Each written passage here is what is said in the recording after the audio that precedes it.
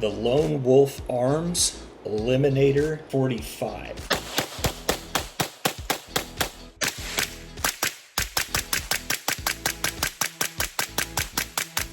One caliber to rule them all, the winner of 2 world wars, and the Lord Jesus's preferred cartridge, 45 ACP. This is a modular 45 pistol suppressor, silencer, whichever one you want to call it. Doesn't really matter. We're not going to argue about that today. Now, let me start off by saying I did have a few issues with this, and maybe you guys can help me understand what I could do different or better. All right, we'll get to that in just a minute. Now, I did buy this primarily for pistol caliber carbines. All right, I have a couple in 45 ACP, I have one in 10 millimeter, and I have several in 9 millimeter. So this kind of works for all of the above.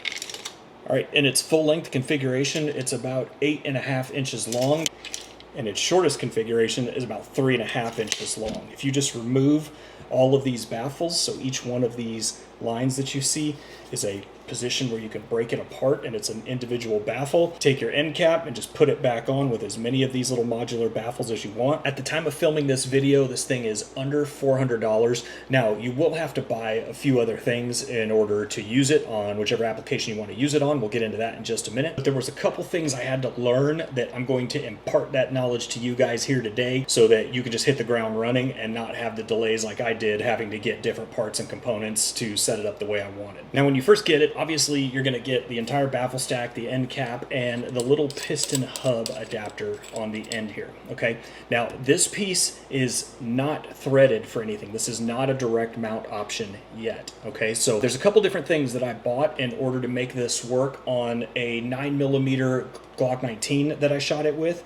I'll get into some issues that I had with that here in just a second, as well as some direct mount options for the pistol caliber carbines. So if you want to just direct mount this bitch, all right, this piece right here is extra. You can see it has threading on the inside there. This one is the 5/8 by 24. Simply screw this right into the end here, and you have a direct thread option. All right, so you can mount this right onto a pistol caliber carbine. You do not run this on a traditional handgun like a Glock 19. All right, you need a piston system, which I'll show you here in just a second. Now, if you want these, they have 5/8 by 24, half by 28, and half by 36. And then they have your more traditional piston and spring system in half by 28, 0.578 by 28, which is what this one is, because my 45 ACP pistol caliber carbine is threaded for that.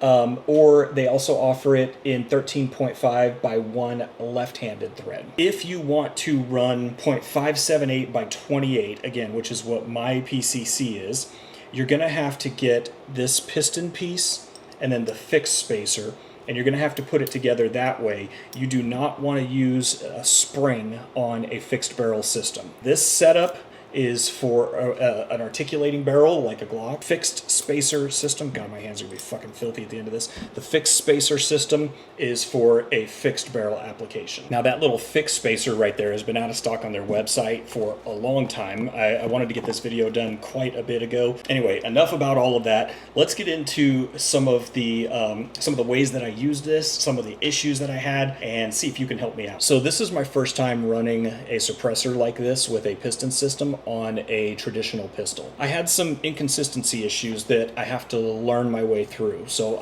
there's probably something I'm doing wrong. If I run this in the short configuration with full power supers, it runs fine. 115 grain supers.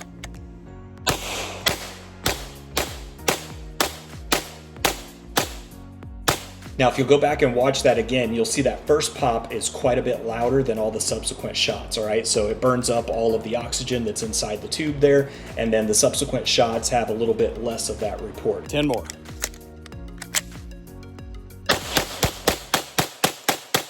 Subs, not at all. All right, I don't have high hopes for this, but let's try subsonic. 10 rounds. Yeah, no. Failure to feed. It did eject, but it did not feed.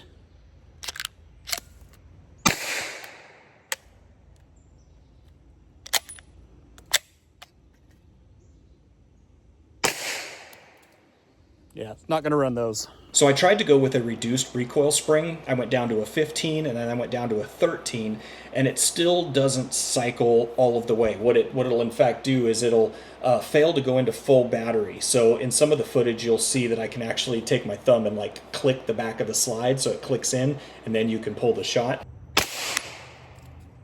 You can see it's out of battery. See, it didn't fully cycle.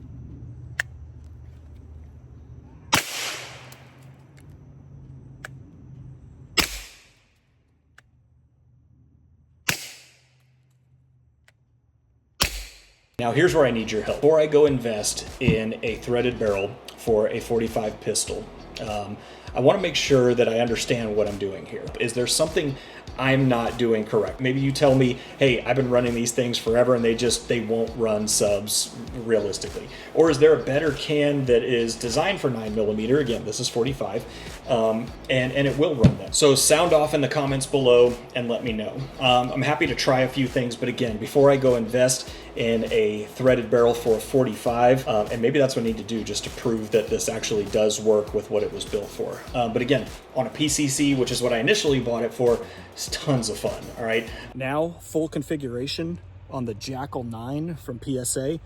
Better not have any problems with this whatsoever.